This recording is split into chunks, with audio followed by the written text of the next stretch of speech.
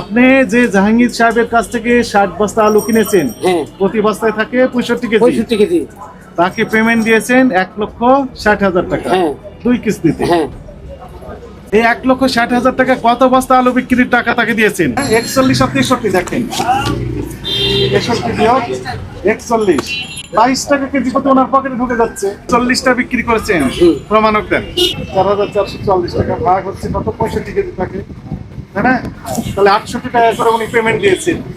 জাহাঙ্গীর সাহেবকে পেমেন্ট দিয়েছেন 68 টাকা কেজি, আর উনি বিক্রি করতেছেন 61 থেকে 63 টাকা কেজি। বাকি টাকা আপনার বাবার সম্পদ বিক্রি করে দিয়েছেন, আপনারটা দিয়েছেন। 1,60,000 টাকা উনি পেমেন্ট দিয়েছেন 60 বস্তা মালের জন্য। হ্যাঁ।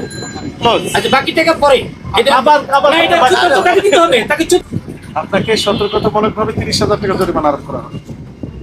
আমি স্যার মেরে দেবো স্যার। আপনাকে মেরে ফেলার তো না না, আমি তো এটা